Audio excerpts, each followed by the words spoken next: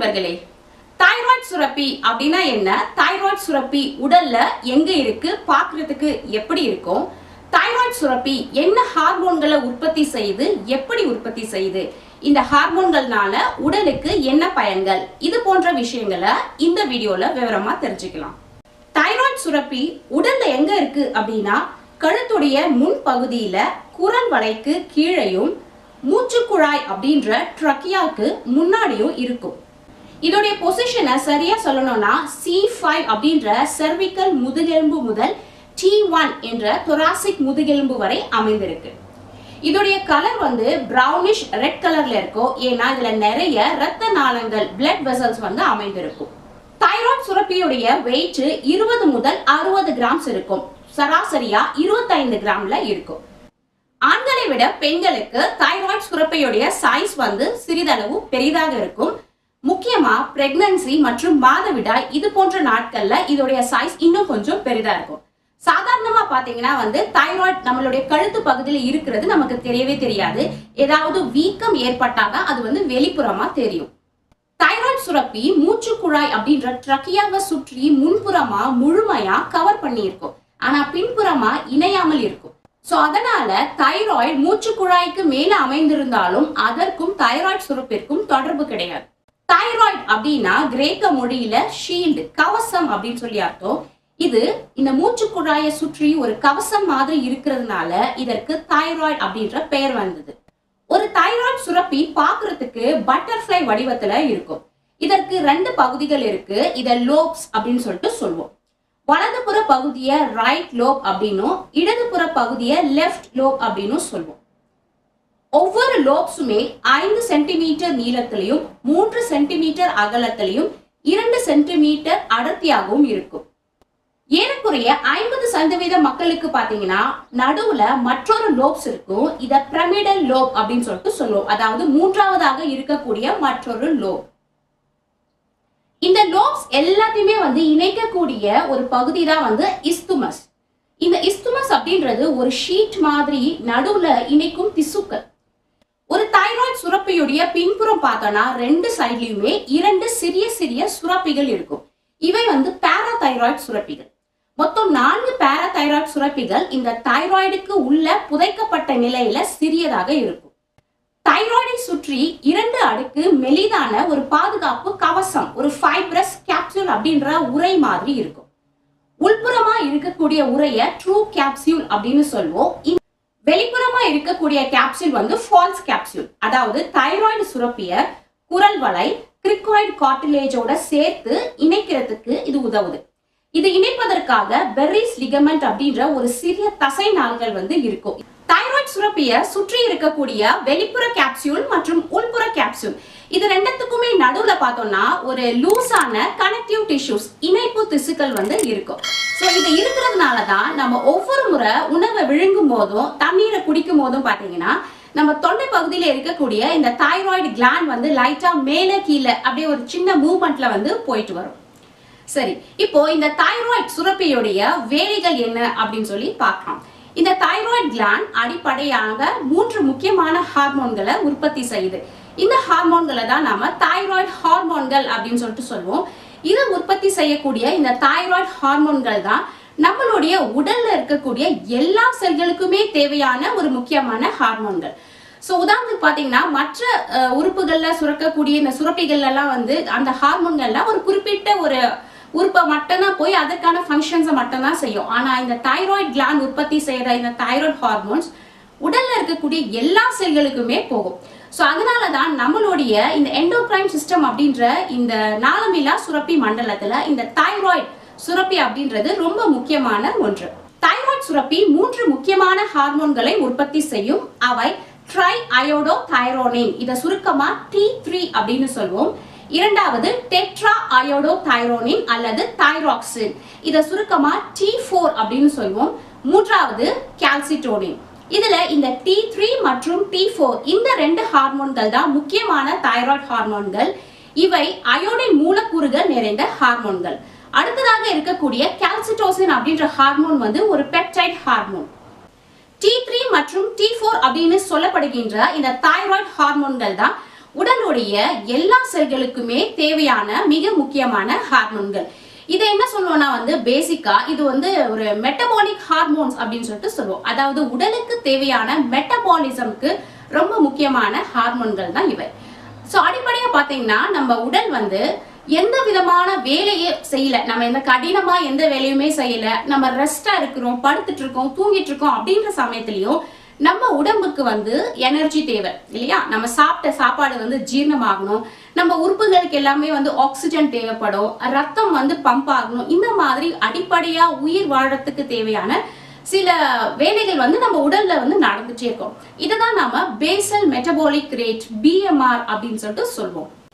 இந்த தைராய்டு ஹார்மோன்கள் தான் இந்த பேசல் மெட்டபாலிக் ரேட்டை கண்ட்ரோல் பண்றதா இருக்கு. அதாவது நம்மளுடைய ஒவ்வொரு செல்களிலுமே பாத்தீங்கன்னா மைட்டோகாண்ட்ரியா அப்படின்ற ஒரு உறுப்பு இருக்கு. இந்த மைட்டோகாண்ட்ரியா அப்படின்ற உறுப்பு தான் எனர்ஜி ஹவுஸ் இல்லைன்னா பவர் ஹவுஸ் ஆஃப் த செல் அப்படின்னு சொல்லிட்டு சொல்லுவோம். நாம சாப்பிடுற சாப்பாட்டை அப்படி செல்லுக்கு தேவையான எனர்ஜியா மாற்றக்கூடிய அந்த முக்கியமான பகுதி தான் மைட்டோகாண்ட்ரியா. சோ இந்த மைட்டோகாண்ட்ரியா சாப்பாட்டை ATP அடினோசைன் ட்ரைபாஸ்பேட் அப்படின்ற ஒரு வடிவத்துல மாற்றும். அந்த ATP தான் செல்களுக்கு சக்தியாக மாறுது. சோ இப்ப உதாரணத்துக்கு பாத்தீங்கன்னா நம்ம சும்மா கை எப்படி மேல தூக்கணும்னாலோ, ஏதாவது இப்ப நான் பேசுறேன் இதற்கு சக்தி தேவை, சிறிய விஷயங்கள் எது செய்யணும்னாலும் நம்மளுடைய உடலுக்கு அந்தந்த பகுதிகளுக்கு எனர்ஜி தேவை இல்லையா? சோ அந்த எனர்ஜி எல்லாம் கொடுக்கக்கூடியது இந்த ATP அப்படின்ற மூலக்கூறுகள் தான். நாம எந்த வகையான உணவு, கார்போஹைட்ரேட்ஸ், புரோட்டீன்ஸ், கொழுப்புகள் எதை சாப்பிட்டாலும் கடைசியா அவை செல்களுக்கு ATP அப்படின்ற வடிவத்துல தான் போய் சேரும். அவைதான் சக்தியா மாறும். சோ இந்த ATP உற்பத்தியை கண்ட்ரோல் பண்றதுதான் இந்த தைராய்டு ஹார்மோன்களுடைய வேலை. தைராய்டு ஹார்மோன்கள் மைட்டோகாண்ட்ரியால உள்ள ரிசப்டார்ஸ் மேல போய் கரெக்டா உட்காரும். சோ அப்போது மைட்டோகாண்ட்ரியா அதிகமா தூண்டப்படும். சோ தூண்டப்பட்ட மைட்டோகாண்ட்ரியா இப்போ ATP உற்பத்திக்காக அதிகமான நியூட்ரியன்ஸை உடைக்கும், நிறைய ஆக்சிஜனை எடுத்துக்கும். அப்ப எனர்ஜி நம்ம உடம்புல ஃபார்ம் ஆகும். சோ அப்பதான் ஒவ்வொரு செல்லிலுமே நமக்கு ஹீட்டுமே ஜெனரேட் ஆகும். சோ இப்படி நமக்கு பசி எடுக்கிறது, பசி எடுத்த பிறகு நம்ம சாப்பிடுறது, சாப்பிட்ட சாப்பாடு உடல்ல ஜீரணமாகிறது, ஜீரணமான சாப்பாடை ரத்தத்துல உறிஞ்சிக்கிறது, அந்த சக்தி செல்லுக்குள்ள போய் மைட்டோகாண்ட்ரியால ATP-யா மாறுறது. சோ இப்படி எல்லா ப்ராசஸுமே நடந்து கடைசியில செல்லுக்கு எனர்ஜி வரதுக்கு இந்த தைராய்டு ஹார்மோன்கள் தான் முக்கியமான ஒன்று. சோ அதனாலதான் இந்த செல் அந்த செல் சொல்லிட்டு ஒரு குறிப்பிட்ட பகுதி மட்டும் இல்லாம எல்லா செல்களுக்குமே எனர்ஜி தேவையில்லையா? சோ அப்ப எல்லா செல்களுமே இந்த தைராய்டு ஹார்மோன்கள் போய் அதோடைய வேலையை செய்யும். தைராய்டு ஹார்மோன்கள் உடலுடைய கார்டியோவாஸ்குலர் சிஸ்டத்தை முக்கியமா கண்ட்ரோல் பண்ணுது. இப்போ உதாரணத்துக்கு நம்மளுடைய இதய துடிப்புடைய பலம் எவ்வளவு இருக்கணும், நம்ம இதயம் எவ்வளவு ஸ்பீடா துடிக்கணும், எவ்வளவு ரத்தம் அதுல இருந்து பம்ப் ஆகி உடலுக்கு போகணும், நுரையீரல் எவ்வளவு ஆக்சிஜனை உள்ள இழுக்கணும். சோ இந்த மாதிரி நம்மளுடைய ஹார்ட் ரேட்டு, நாம மூச்சு விடுற அளவு, இது எல்லாத்தையுமே கண்ட்ரோல் பண்றது தைராய்டு ஹார்மோன்கள் தான். தைராய்டு ஹார்மோன்கள் தான் நம்மளுடைய உடலுடைய பாடி வெயிட் எவ்வளவு இருக்கு, நம்மளுடைய கொலஸ்ட்ரால் அளவு உடல்ல எவ்வளவு இருக்கு, மாதவிடாய் சுழற்சி ஏற்படுறதுக்கான காரணம், மற்றும் நம்மளுடைய உடல்ல புரோட்டீன் உற்பத்தி நடக்கிறது, இந்த மாதிரி நிறைய அடிப்படையான விஷயங்களுக்கு தைராய்டு ஹார்மோன்கள் தான் காரணம். கருவுல இருக்கிற குழந்தையுடைய வளர்ச்சி, அதோடைய மூளை வளர்ச்சி, பிறகு பிறந்த குழந்தையுடைய உடல் வளர்ச்சி, மூளை வளர்ச்சி, இது எல்லாத்துக்குமே தைராய்டு ஹார்மோன்கள் ரொம்ப முக்கியமானது. சோ அதனாலதான் கருவுல இருக்கக்கூடிய 18 இருந்து 20 வார அந்த கருவுக்குமே பாத்தீங்கன்னா அதோடைய உடல்லே தைராய்டு ஹார்மோன்கள் உற்பத்தி ஆகும். நம்மளுடைய பால் உணர்வு, நம்ம எப்போ தூங்கணும், நம்ம எப்போ எந்திரிக்கணும் அப்படின்ற இந்த ஸ்லீப்பிங் பேட்டர்ன், அப்புறம் நம்ம என்ன யோசிக்கணும் அப்படின்ற இந்த திங்கிங் பேட்டர்ன், இது எல்லாத்தையுமே தைராய்டு ஹார்மோன்களும் கண்ட்ரோல் பண்ணுது. சோ அதனாலதான் ஹைப்பர் தைராய்டிசம் அப்படின்ற தைராய்டு ஹார்மோன்கள் அதிகமா சுரக்கிறவங்க பாத்தீங்கன்னா எப்பவுமே ரொம்ப படபடப்பா இருப்பாங்க, எல்லா வேலையுமே ரொம்ப ஃபாஸ்டா செஞ்சுடுவாங்க. ஏன்னா அவங்க ஃபாஸ்டா திங்க் பண்ணவும் செய்வாங்க. ஆனா அவங்க வேகமா திங்க் பண்ணி ஒரு வேலையை செஞ்சாலும் ஒவ்வொரு வேலையிலுமே பெர்ஃபெக்ஷன் இருக்காது, நிறைய குளறுபடிகள் இருக்கும். சோ இது ஹைப்பர் தைராய்டிசம் இதனால ஏற்படக்கூடிய ஒரு பிரச்சனை. சோ இந்த மாதிரி நம்ம என்ன யோசிக்கிறோம், எவ்வளவு ஸ்பீடா யோசிக்கிறோம், இது எல்லாத்தையுமே தைராய்டு ஹார்மோன்கள் கண்ட்ரோல் பண்ணுது. இப்போ உடல்ல எப்படி இந்த தைராய்டு ஹார்மோன்கள் உற்பத்தி ஆகுது அப்படின்றத பார்க்கலாம். சோ அதற்கு முதல்ல அடிப்படையா இந்த தைராய்டு சுரப்பியோடைய அமைப்பு எப்படி இருக்கு அப்படின்றத தெரிஞ்சுக்கலாம்.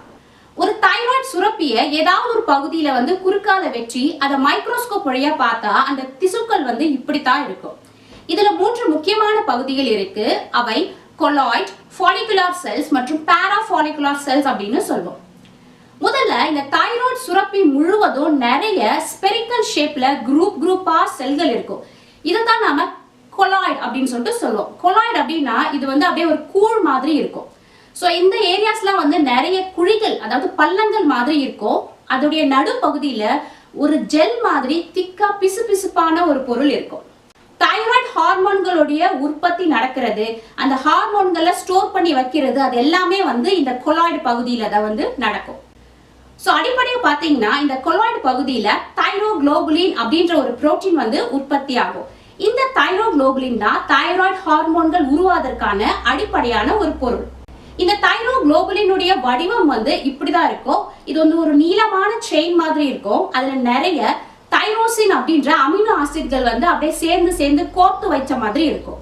அடுத்து இந்த கொலாய்டு அப்படின்ற பகுதியை சுற்றியுமே வந்து ஃபாலிகுலர் செல்ஸ் அப்படின்ற மெலிதான ஒரு அடுக்கு எபிதீலியல் செல்கள் இருக்கும். இந்த கொலாய்டு மற்றும் ஃபாலிகுலர் செல்ஸ் இது ரெண்டத்தையும் சேர்த்துதான் தைராய்டு ஃபாலிகல்ஸ் அப்படின்னு சொல்லுவோம். ஒரு தைராய்டு சுரப்பியோடைய ஸ்ட்ரக்சரல் யூனிட், அதாவது அது வேலை செய்கின்ற முக்கியமான பகுதியே வந்து இந்த தைராய்டு ஃபாலிகல்ஸ் தான். இந்த தைராய்டு ஃபாலிகல்ஸை சுற்றி நிறைய பிளட் வெசல்ஸ், ரத்த நாளங்கள் வந்து அதை ஒட்டுன மாதிரி இருக்கும். தைராய்டு ஹார்மோன்களுடைய உற்பத்திக்கு மிக மிக அடிப்படையான ஒரு பொருள் தான் வந்து அயோடின். ஸோ அயோடினை வைத்து தான் தைராய்டு ஹார்மோன்கள் வந்து உற்பத்தி வந்து நடக்குது. ஆனா இந்த அயோடின் அப்படின்ற முக்கியமான பொருள் வந்து நம்மளுடைய உடல் வந்து தானே தயாரிக்காது.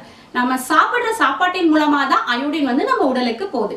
அதாவது நம்ம சாப்பிடுற கடல் உணவுகள், மீன், அப்புறம் வந்து நம்ம உப்பு போட்டு சாப்பிடுறோம் இல்லையா, உப்புல வந்து அயோடின் கலந்துருக்கு. இந்த மாதிரி நம்ம சாப்பிடுற சாப்பாட்டின் மூலமா தான் அயோடின் வந்து நம்ம உடலுக்கு போகுது.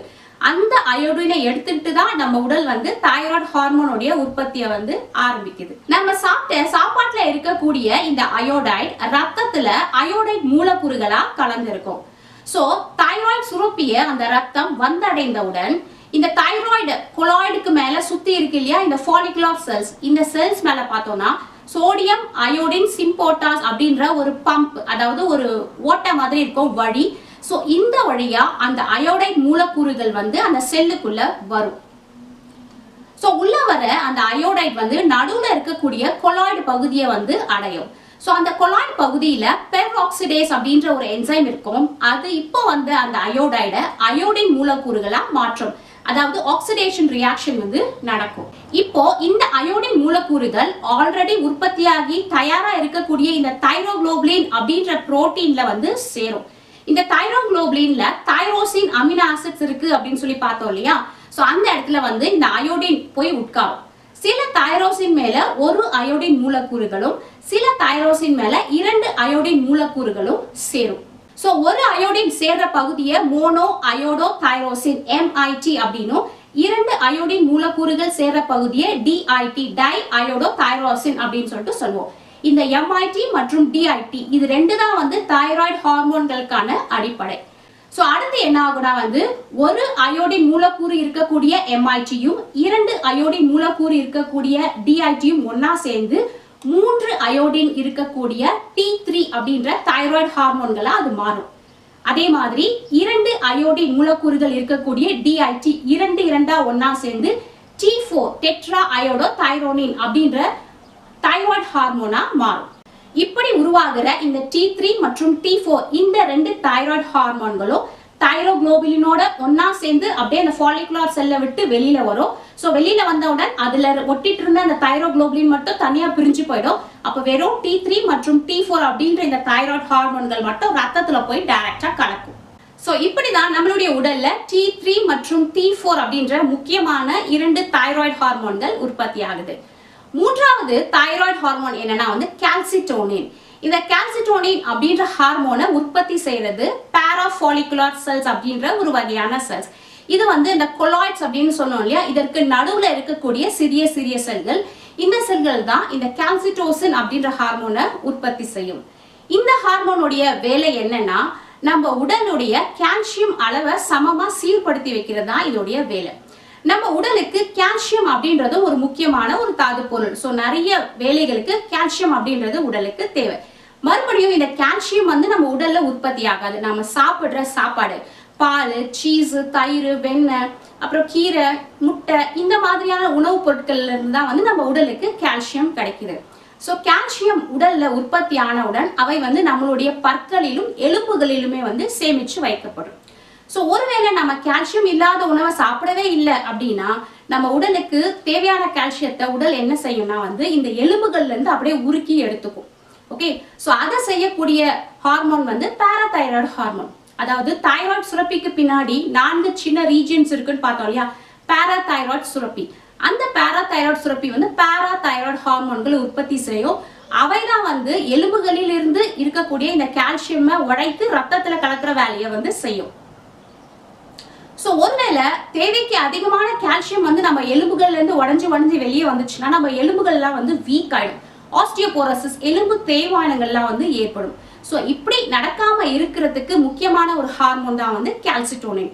இது போய் அளவுக்கு அதிகமா அந்த எலும்புகள் வந்து தேய்மானம் ஆகி அந்த கால்சியம் எல்லாம் உடஞ்சி வெளியில வர்றதை இது போய் தடுக்கும். ஸோ நம்மளுடைய இந்த கால்சியம் உடைய மெட்டபாலிசத்தை உடல்ல சீரா வைக்கிறதுக்கு இந்த ஹார்மோன் ரொம்ப முக்கியமானது.